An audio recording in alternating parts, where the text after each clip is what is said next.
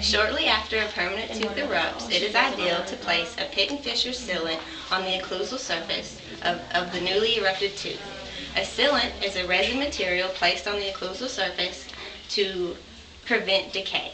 In order to place the sealant, you will need protective eyewear for the patient,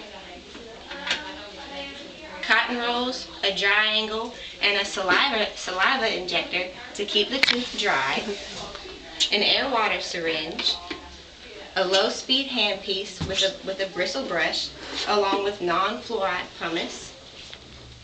You will need the etch material, which is phosphoric acid, the sealant material, the cure light,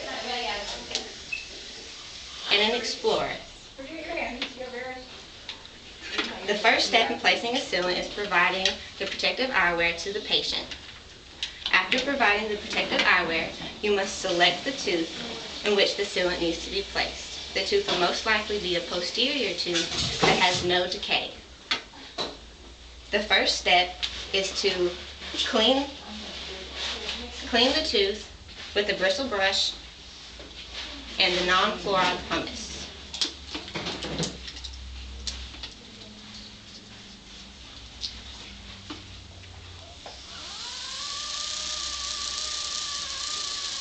You clean the tooth to rid it from any kind of debris or bacteria. After cleaning the tooth, you need to rinse it. After rinsing the tooth,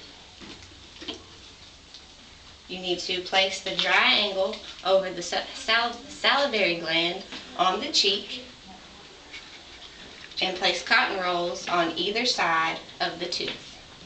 After the cotton rolls are placed, use your air-water syringe to dry the tooth.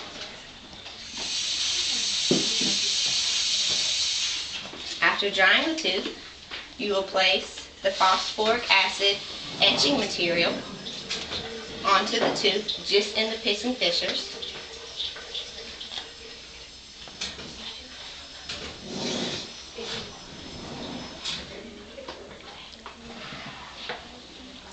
And you will need to let that sit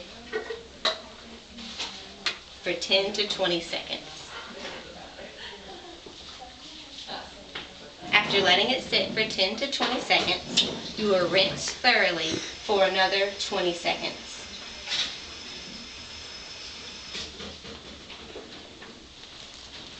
After rinsing, it is important to replace the wet cotton rolls with new dry cotton rolls.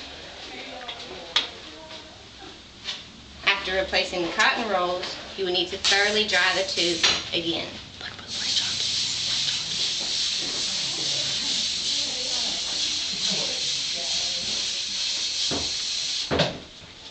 After the tooth is dry, you will place the sealant material into just the pits and fissures of the tooth. Make it very small. It can be described as a spider sometimes. After placing the sealant, you will need to cure it for 10 seconds. It is important to not look at the blue light while curing.